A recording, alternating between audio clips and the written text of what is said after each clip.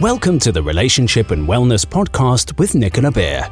Nicola runs transformational breakthrough programs for individuals and couples and has several award-winning audio programs. She also runs a holistic life therapist certification program where you can get paid to guide clients to profound change and work from the comfort of your own home. For details, visit www.nicolabeer.com today.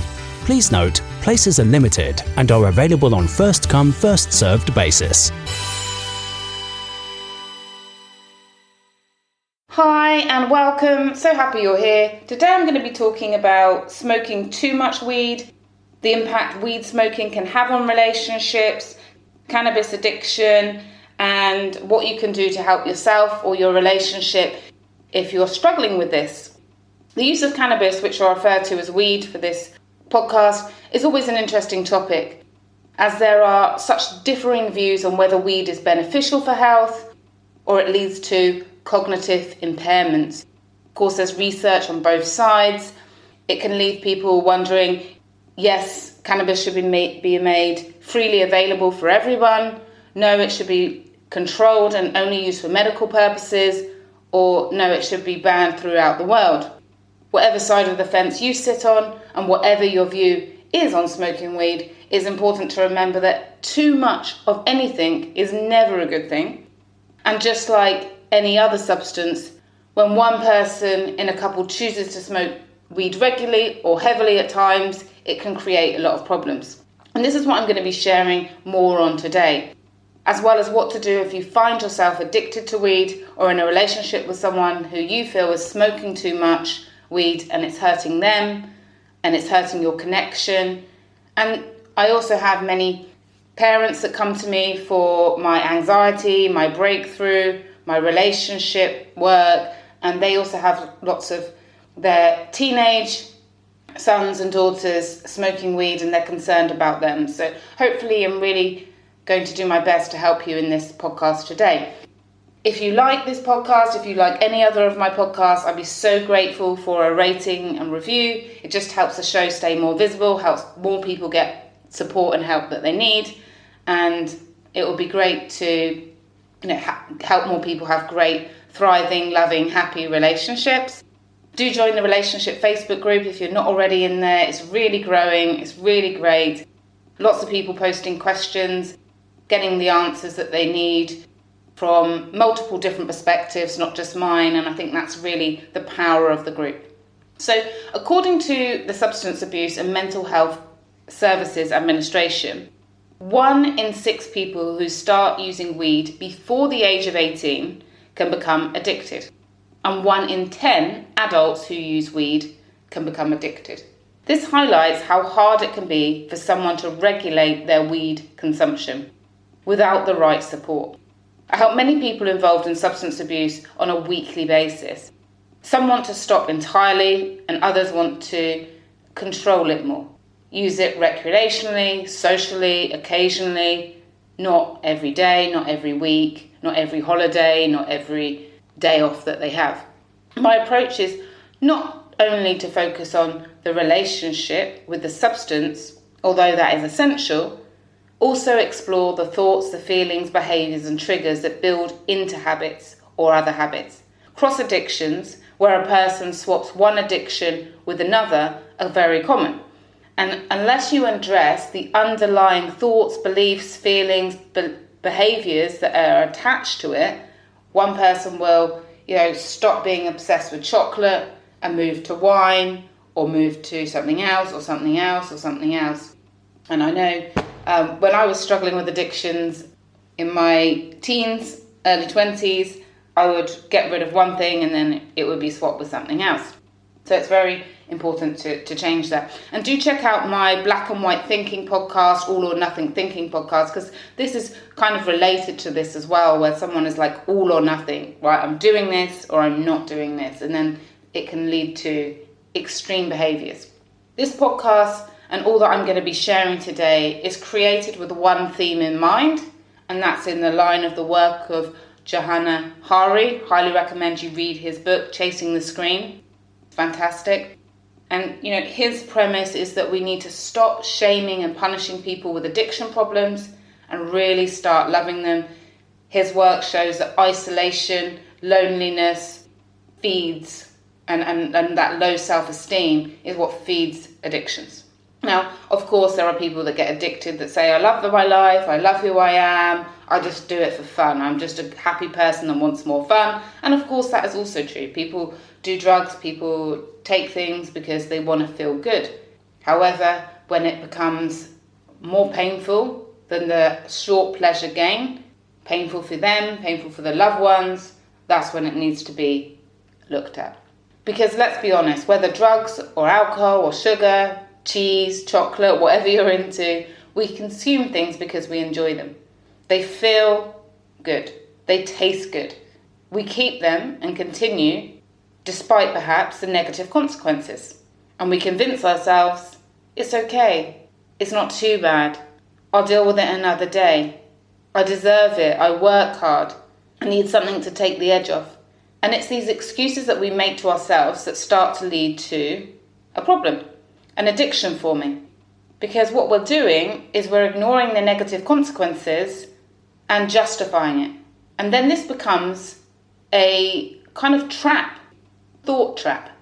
Because, you see, when you tell your mind something again and again, over time, your mind will start to tell it back to you. Our subconscious mind is like a 6-year-old child, they compare it to. It will follow your instructions. So if you tell your mind over and over again, I need a joint, smoking makes me happy, I need something to relax, I need it to sleep, I need it to concentrate, I need it to be creative. Once you tell yourself this repeatedly, your mind will start to tell it back to you. And out of nowhere, you'll be working one day, have something stressful come in, you'll feel a bit anxious, you have an argument, and then all of a sudden, your mind will say, oh, you just need a smoke. Have a smoke, you need it, you deserve it. So when I do hypnotherapy for people to break patterns, or the guided meditations, for those that don't like hypnotherapy, I really have to focus on getting out all the beliefs, all the justifications that someone has said to themselves for why weed is good for them, or why alcohol is good for them, or why they deserve that chocolate, why do they deserve whatever their takeaways, or whatever it is that they're doing, or why they deserve porn. And of course, there's nothing wrong with alcohol, sugar, porn, taking different things. It's really about, are you in control or is it in control of you? Is it having negative impact in your life? My definition of addiction, there's two I use, is are you using something to fix your feelings? Rather than dealing with, let's say, boredom, not feeling good enough, anxiety, stress, worry, relationship confusion, are you using it to escape? Are you using it to fix your feelings rather than deal with those emotions and those feelings or those problems that you may have in your life, those challenges? Another addiction definition I use is, are you doing it even though it's causing negative consequences in your life, but you find you can't stop?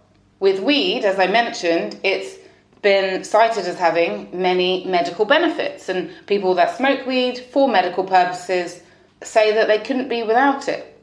The National Academies of Sciences, Engineering and Medicine carried out a review on thousands of studies that researched the impact of smoking weed on chronic illnesses, and the results showed that weed was really effective in reducing pain, chronic pain. And who would want anybody to suffer in pain? They're already going through a lot, having those illnesses. And I want to point out that I'm not here to say, of course, whether smoking weed is good or bad.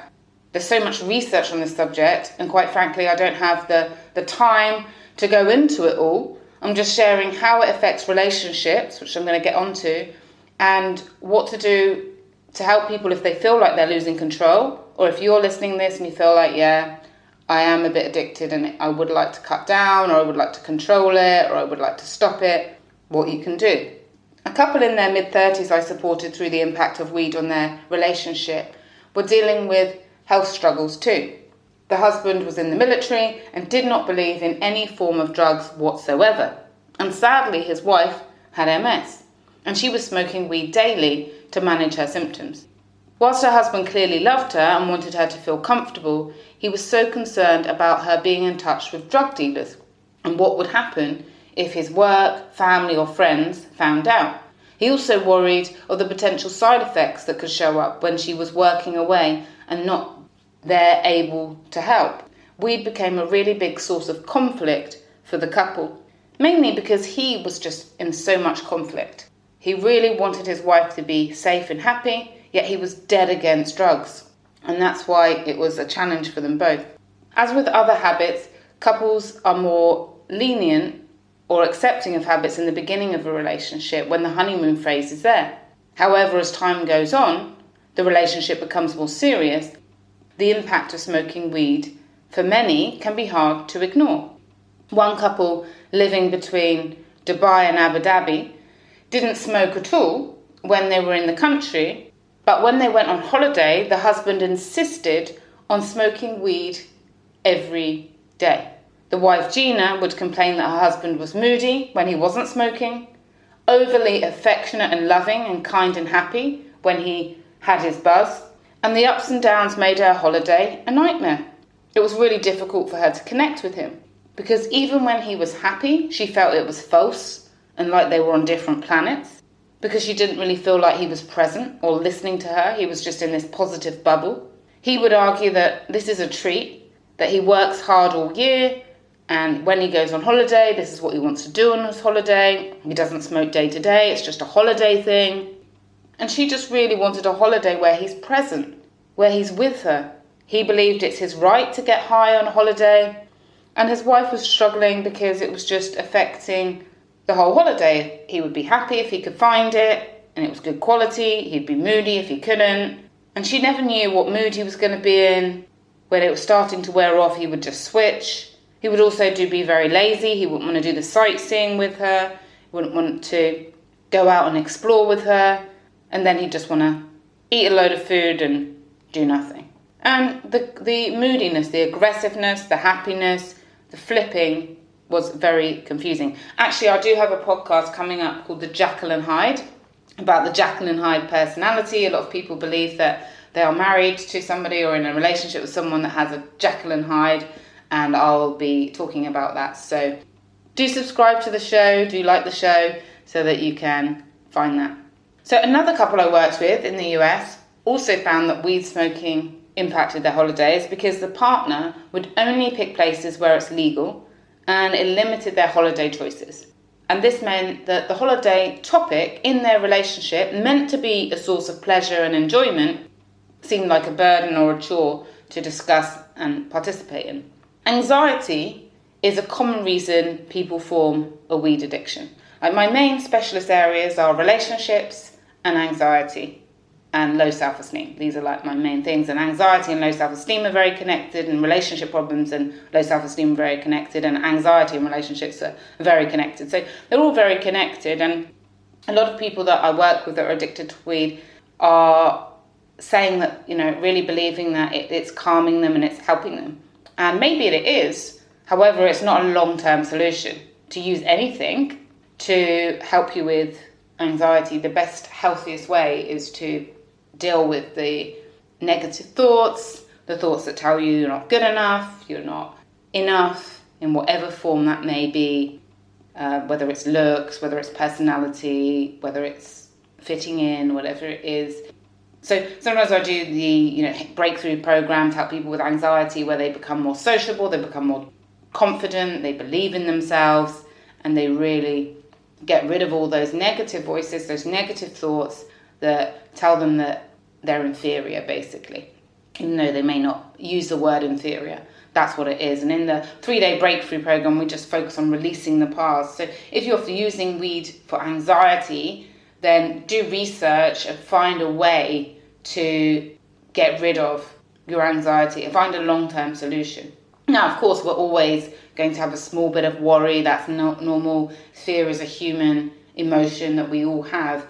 But if it's affecting your life, if it's consistent, if it's stopping you from doing things that are important to you, it's so important to take back control of your thoughts, take back control of your feelings and your behavior. And on my website, I do have a video on the breakthrough program. Whether you work with me or not to help yourself, it can show you what are the 3 main steps to becoming free from low self-esteem, anxiety, depression. because you want to be able to go and have a great time, go and be the person that you want to be on nothing but water and air. And I mentioned earlier, and it just popped in my mind, that too much of anything can never be a bad thing, apart from water and air, of course.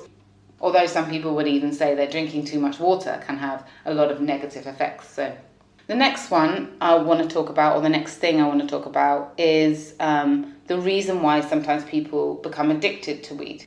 They are using it to escape, avoid thinking about negative parts of themselves, negative parts of their relationship, where they feel inadequate, where they feel lonely, where they feel insecure, where they feel jealous, where they feel worried, and they use it to just numb all of their feelings. Being with someone who smokes weed every day is a big turn-off for many of the people that I've supported. Some are put off by the smell, some find it very unattractive that the person cannot go through life without using a drug to calm them. Some are concerned that their teenage children will smoke and this will affect their brain development, and if the adult is smoking, then the children might grow up to do that.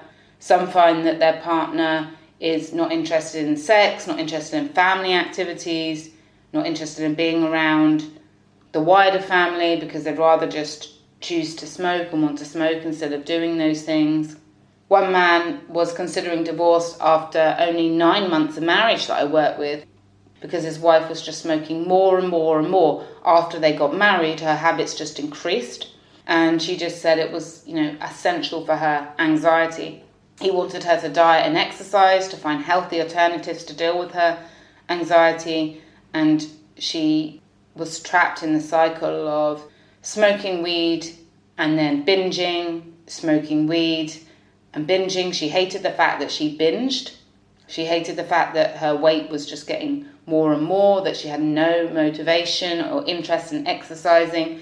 And because she felt bad about her body, about her eating habits, about her lack of exercise, and she'd beat herself up, she would then smoke more weed to just bliss out and drown out those negative voices. Along with anxiety, which I mentioned is a big factor for weed smoking, stress. Stress can also push a person to become addicted to a substance. One couple whose marriage was on the brink of ending because the husband had been smoking weed daily, and his wife was just feeling like their connection was just completely gone.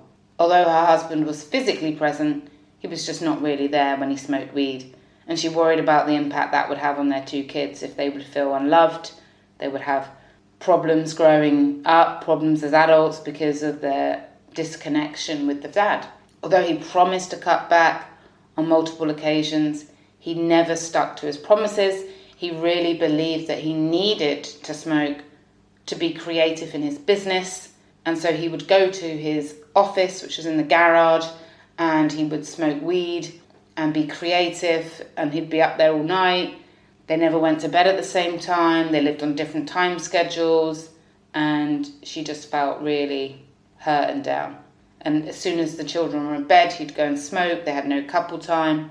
And she came to me for support because she was wondering, is this marriage for her? Is she codependent? Has she encouraged? Has she enabled this to happen? She was blaming herself, which she should never do. And so with the breakthrough program, we helped her to feel more confident, to gain clarity on what to do to protect her children, and to make the choices on her marriage. And of course, I cannot or would not ever tell someone what they need to do with their relationship in terms of whether they should stay in it or not. It's not my decision to play, God or whatever you call it with someone's relationship. I'm there to offer, these are the steps you can take if you want to save it. These are the things that you can try. These are the things that would support you if you decide that you don't want it, and how you can love and look after yourself. This is how you can protect children. This is how you can do it in the most peaceful way, whatever you decide. This is how to set boundaries in a loving way. This is how to communicate. Those are the things that I help people with. But making a decision is definitely not something I do. And I don't think personally, that's my personal opinion, any counsellor should tell a couple whether they should stay together or not, whether they should get divorced or not. I think, how on earth can they make such a decision?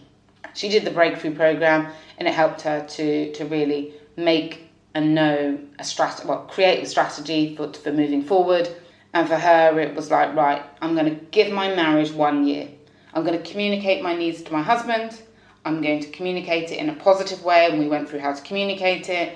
I'm going to take these actions to give my husband what he needs in the relationship. I'm going to do this with my children. And if I really put this effort in for 12 months, that's what she decided, 1 year, and I'm not seeing any positive change, then this is what I will do for myself. This is what it will look like. And this just calmed all of her anxiety, because she had a plan for the marriage and she had a backup plan in case.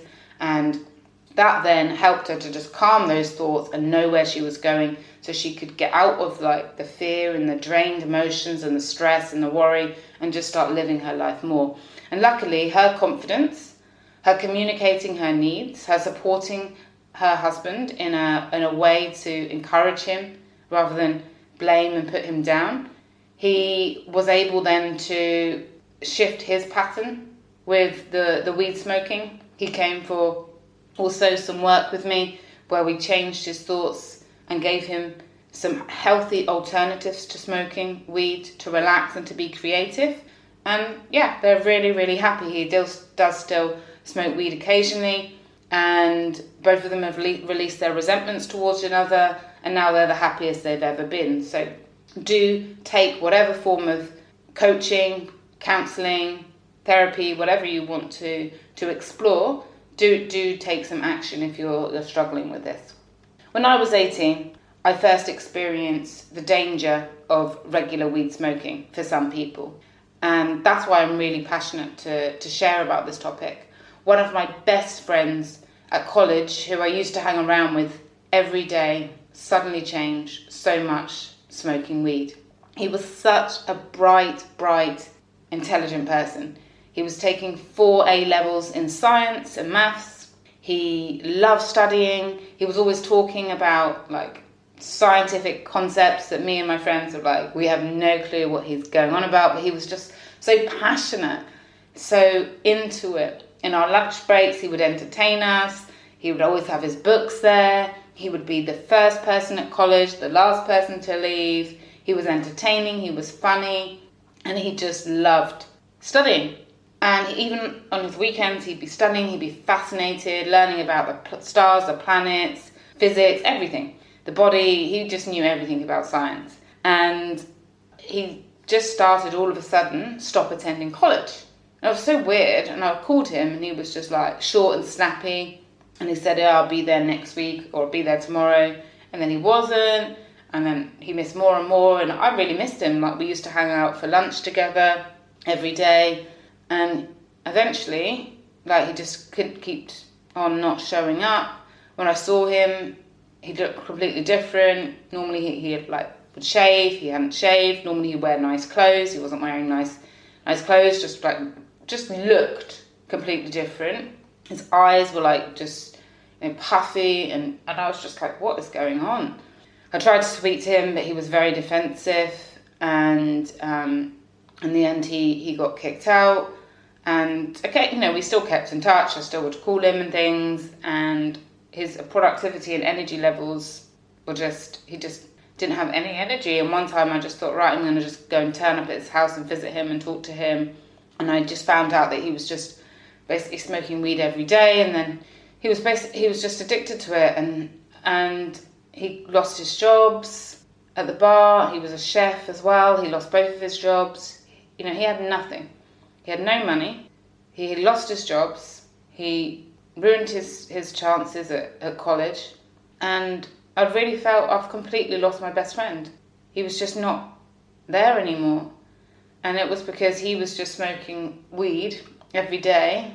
And I did see him at one point when he was smoking weed, and yeah, he was happy and he was buzzed out. And then the more he was not doing things that he wanted to do, the more he was smoking weed to numb out these feelings that he was annoyed at himself that he had dropped out of college. He was annoyed at himself that he didn't have any money. He was annoyed that he didn't have his jobs. Like most people, he thought he could control it, but he couldn't. And for him, his weed wasn't his only issue in his life. He grew up in a home where his dad was physically abusive to him and his mum. He used to beat them all up, him and his brother. As the two boys were older, the dad stopped beating them up, but he was still violent towards the mum. And his dad still would be very, very angry and, shake up the whole home. And he had a lot of trauma, unresolved trauma from growing up in such a violent home. And, I think that's often why people sometimes get addicted, why some people can control it, and why sometimes people just feel like, I'm loving this escape, I'm loving this quieting of the mind. And of course, not everybody that goes through difficult childhoods becomes an addict, but there's a lot of linkage. And if you want to learn more about that, I highly recommend you check out the work of Dr. Gabor Mate. He's got amazing books and amazing YouTube videos that you can watch. Lack of energy from weed smoking can happen with household chores also and parenting responsibilities. If weed affects a person in that way, it makes them not want to do anything.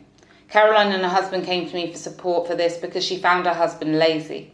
He didn't want to leave the house. After smoking weed, he just wanted to sit in front of the TV all day, apart from working. And she felt, although she didn't know, that his work was suffering also. He did it because he wanted to help his depression. It relieved his symptoms of depression.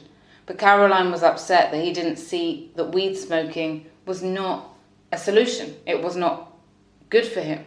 She was so angry. How can he not see it's ruining our life? It's ruining our lives as a couple, as a family. Why is he still seeing as it helping him? And he felt, no, it is helping me with my depression. Without this, I wouldn't be able to get through the day. In some couples, bills can go unpaid. Going out to see friends or family never happens. And it's very difficult to maintain a loving relationship. And of course, it can affect the intimacy. It can also cause a couple to drift apart, in some cases living separate lives. One where the person's weed smoking with their friends or weed smoking alone, and the other person's just trying to go through the day-to-day without substances, without using things to get through it. Additionally, studies have highlighted how weed can impact a person's emotional intelligence. When smoked over long periods of time, some studies have shown that people are unable to respond to their partner's emotional needs, they struggle to show emotion, as well as cognitive impairments. If you're interested in this, really it's important to do your own research, because I'm not here to give all the scientific facts. And just to very briefly highlight the other effects that weed smoking can have on relationships, which I've slightly touched on, is the sex life. Weed can really affect a person's libido.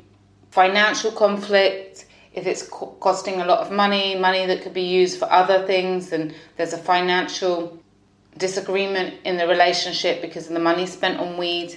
Weight gain, the link to eating disorders. A lot of people can develop, of course not everybody, can develop binge eating, bulimia and other eating disorders along with smoking weed.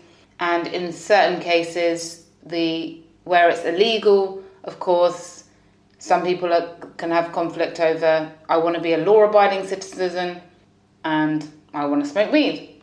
So these are other areas where it can cause a lot of conflict. Sadly, libido is heavily affected by weed smoking. Many individuals and couples that I've supported need to find a way of making it work in their timeline with the weed smoking. If the weed smoking continues, how they're going to make sure that it doesn't interfere with the desire and the passion and the intimacy. As for a lot of people, having a healthy sex life is what defines their romantic relationship. If not, people feel often that they're like flatmates, like brother and sister, not like lovers. Finances, of course, for some people they say, well, actually smoking weed is cheaper than alcohol, or it's cheaper than going away on a holiday because I'm entertained here at home. Other people feel like we could pay off our mortgage, that could be spent on the children's fund or the children, that could be our holiday money, that could be a new car. So it's important to make sure that if finances are coming between you, financial conflict, that you sit down and you work out what's fair. And it's really important, whether it's because of weed smoking, whether it's because of any other factor, if you are not happy with your weight, if you are not happy with your body, that you do things that are healthy, of course, to help you have the body that you love. Have the size, be the size that you want to be. Take action. It's very difficult to have happiness in a relationship if you're not happy with yourself. It's very important for many people to feel and to tap into their sexual power, their sexual energy, to feel good in their body. And if they don't, it will be impacted. So doing whatever you can in a healthy way to feel good about yourself. If you can resonate with any of what I've shared so far, there are a few things you or your partner can do to reduce the impact of weed smoking on your relationship, and how to find the middle ground when weed is pushing you and your partner further apart. If you're the person that smokes weed, I'm going to give a few suggestions here. If you're feeling like, yeah, I'm not fully in control of it, or I would like to regain control of it, or I am smoking more than I want to, I'm going to give you some tips and some tools here so that you can regain your power and enjoy it, if that's what you want to do, at a time and a place that works for you, your relationship, your family. So the first thing is to set boundaries and limits. If you don't have a goal around it, if you don't have a plan around it, it's probably not going to happen. If you know that you have key responsibilities at certain times, you have events where you need to be fully present, organise and decide and maybe agree in your relationship when is the best time, when to not smoke weed and smoke weed.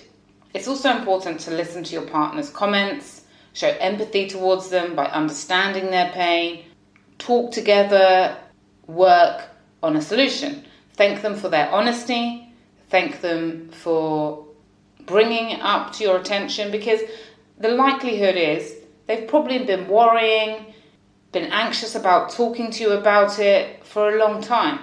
They're concerned for your health. They may be concerned, of course, for other things.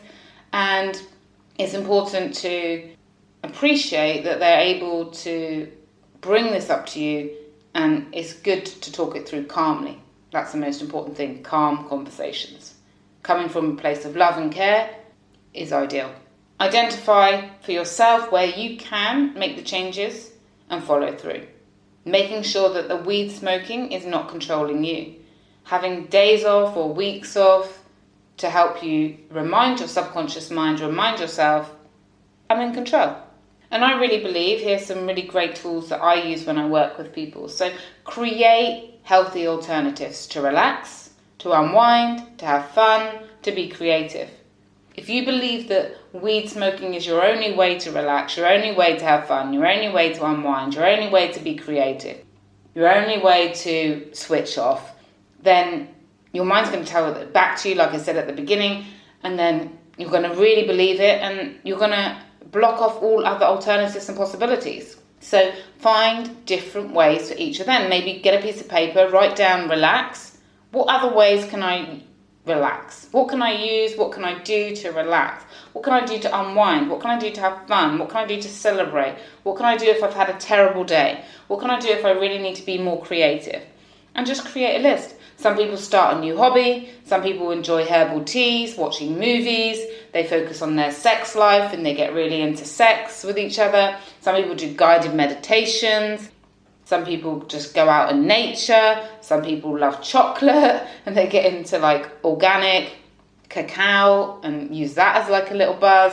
Some people do, make ice creams, learn something new, like a new language, a new hobby. What can you do for each of these kind of days? These are these things you want to feel. And doing that with your partner will only benefit your relationship. The next really important thing is to change your thought patterns, change your beliefs. I do hypnosis all the time for people to change their relationship to weed, to alcohol, to food, to social media, and to other addictions, to porn. And it really does all start at the level of belief. If you think to yourself, oh, I really need a smoke. It makes me feel great. I need it to take the edge off. I need it today. I can't relax without it. I've really worked hard. I deserve it. I'll stop next week. I'll stop when I finish this project. I'll stop when I'm age, whatever it is. These thoughts will keep you entrapped. Because as I mentioned, whatever you say to your mind again and again, it will say it back to you. So we need to release all of these thoughts. In my breakthrough process, we release all of these thoughts. It's so important. For now, I would say that the best thing you can do is just to list out all your thoughts. Get a pen and paper again and really list out, what do you say to yourself to keep yourself continuously weed smoking? What excuses do you make? What do you tell yourself about the benefits it's giving you? And then question them. Are they really true? Are they really serving you? Is weed really serving you? Challenge them.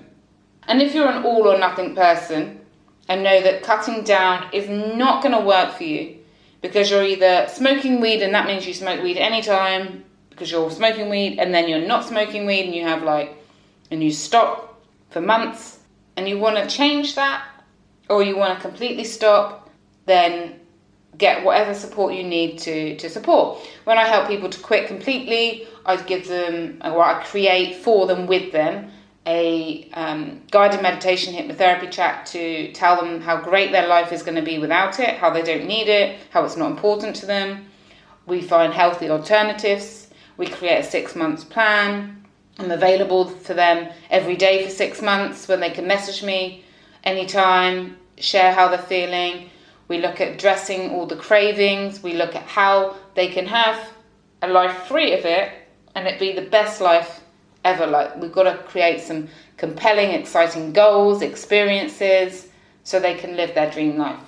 So another thing that is important too, if you're exploring this and looking to change your weed smoking by yourself, is to get to the root of it. What are you avoiding? What are you addicted to? What is making it addictive? What feeling is addictive? What experience? What's the driving force? And once you've got clear on the root, we can clear it, and you can also get determined on your goals, like I mentioned, and get someone to hold you accountable. When you tell and communicate your goals, you're going to more likely achieve them. And some people, they really like talk therapy, and some people try talk therapy and think, well, this is making it worse. Sometimes it can not help, because if all you're doing is repeating, I have this problem, I'm an addict, I can't stop, I'm out of control, la la la. Sometimes that can reinforce it in your mind. So really make sure that whatever therapy you choose, or coaching or counselling, whatever you choose, that it works for you. And if you feel it's not working, stop it. Don't continue with something if it's not working for you. Find someone else or something else to help you. And if it's got to a point where you're avoiding others, where you hate yourself, or you dislike yourself, where your self-esteem is really low, where you started lying to hide your habit, where you feel out of control in all areas of your life, where you can't handle the thought of going through the day without weed, where you try every day to stop smoking and you can't, where it's ruining your relationships, where you've been given ultimatums, please get some kind of help to support you. I've helped many people really on the brink where they just feel so crazy. They feel like they're crazy. And of course they're not crazy. It's just the thoughts. And thoughts can be changed. And when you change thoughts, habits are changed, feelings are changed. So it's important to know that there's nothing wrong with you as a person. You're not crazy. If you smoke something addictive, if you take something addictive, you're going to get addicted, you know? I really believe that, we can all become addicted to things, and probably we all are addicted to something, whether it's coffee or chocolate or sugar, or it's just, if things are addictive, over a time, your mind or your body might get addicted. And when you can admit that, and when you can say, right, I want to regain control, there's nothing wrong with me as a person, it's just a behaviour that I want to change. It's more empowering than seeing yourself as a mess up, as a problem, which sometimes people come to me with that such harsh view of themselves. And what happens when you have such a harsh view of yourself, where you really believe that you're rubbish, useless, worthless, you stay stuck. So you definitely need to get rid of all of that. Now let's talk about if you are the supporting partner and you are finding the impact of weed affecting your relationship. How can you help your partner? How can you help your relationship? Well, one thing is to find fun alternatives to weed smoking. One couple started doing pub quizzes. Another got into tantra, which is like sensual intimacy. Another did a master chef course from home and started learning how to be master chefs. One couple joined a mastermind group where they'd have different online topics of experts in different areas, and they just used that time to grow and expand their knowledge. Some decided to learn a language. If you're struggling with anxiety or depression and you're using weed to relieve those symptoms, find alternatives. So if you feel that's their reason, it's anxiety or depression. I have a podcast on the natural remedies for anxiety. I've also got ones on depression and relationship blues, so do check out my other podcasts to help you. Find alternatives, share those alternatives. It's really showing your partner that you're there with them in the journey. You're willing to find new fun things to do to bring about the change. It's also important for you to set clear boundaries if it's affecting you. I have a podcast on boundary setting, and it's in many of my other podcasts. I will be creating another one coming up on boundaries and learning to say no. It's important to know what's okay for you and what's not okay for you. For example, not smoking weed on important family days like birthdays is a great way to avoid being hurt and upset for yourself or the family, and also not being too controlling by saying, right, never smoke again or never do this. Making ultimatums can really push a couple apart. No one wants to be told what to do, especially in a relationship. That being said, sometimes people do need to make an ultimatum because they mean it and they've reached a point where they really are ready to walk away. So there's a difference between making a threat, making an ultimatum, when you want to stay in that relationship, and when you really are like, I can't do this anymore. It's coming from your heart. It's really like, this is it. Still then, it's better to phrase it and communicate it in a different way. However, if you really feel that that is your walk away point, then you know that.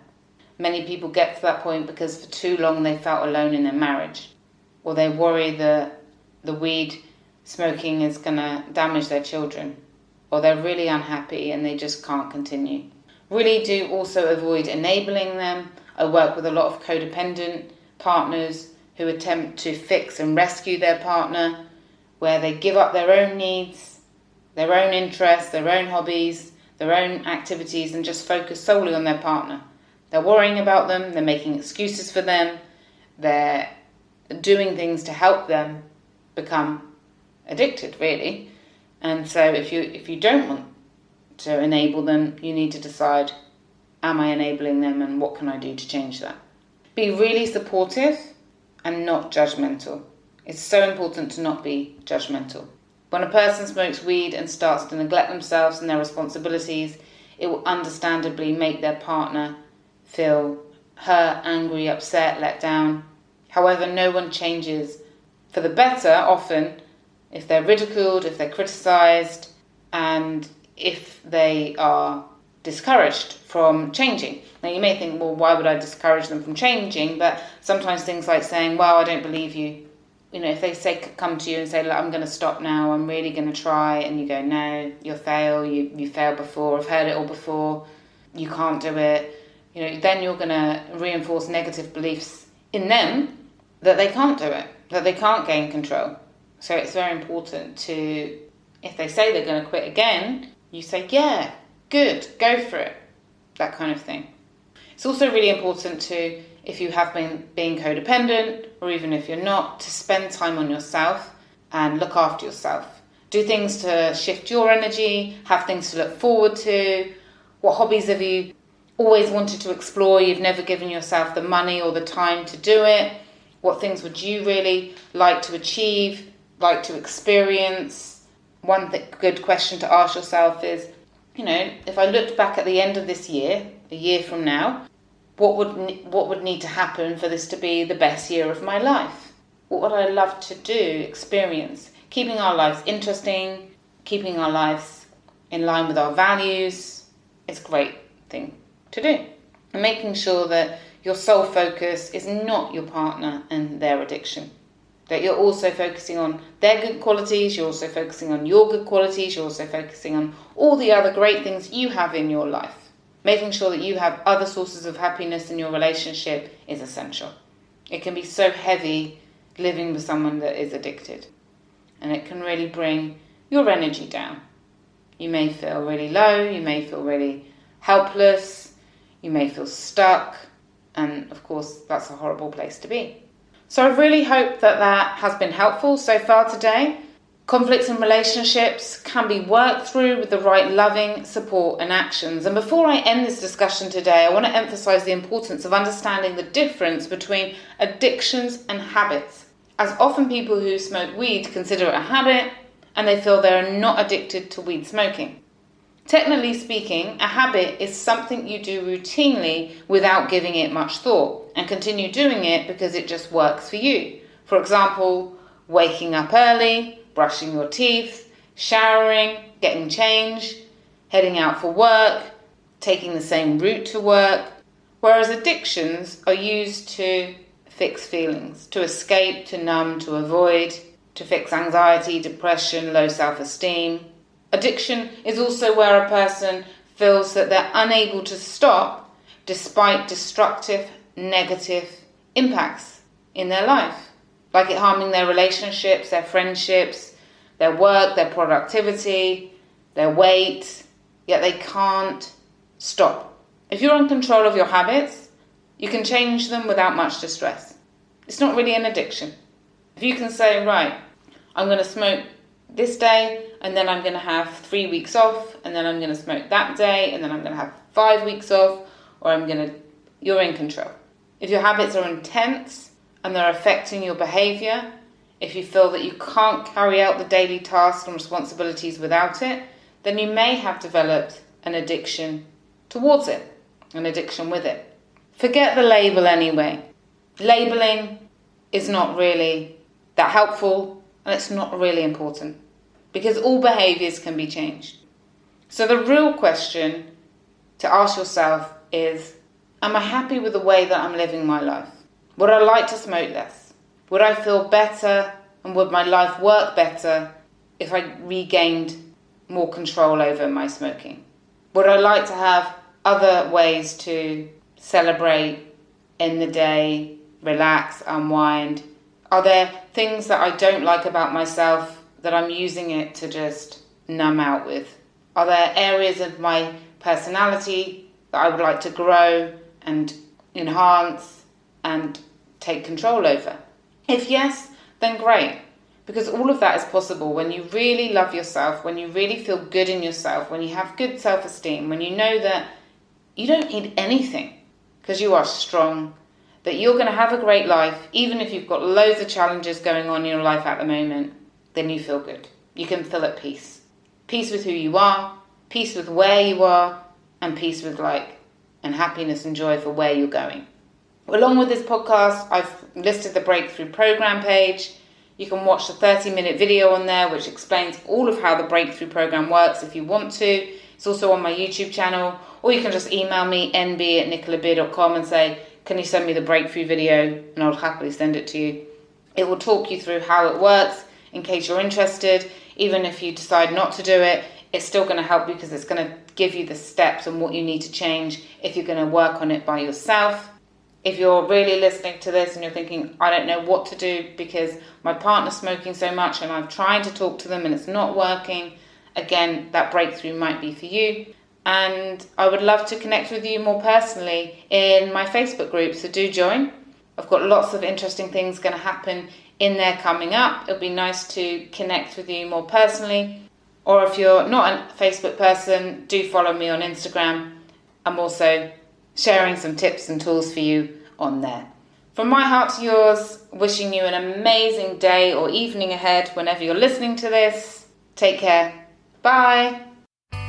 Thanks for listening to the Relationship and Wellness Podcast with Nicola Beer. If you are interested in finding out more about becoming a holistic life therapist, would like to get Nicola's mentorship directly, or check out the award-winning audio programs, visit www.nicolabeer.com today. Subject to availability, a waitlist may apply.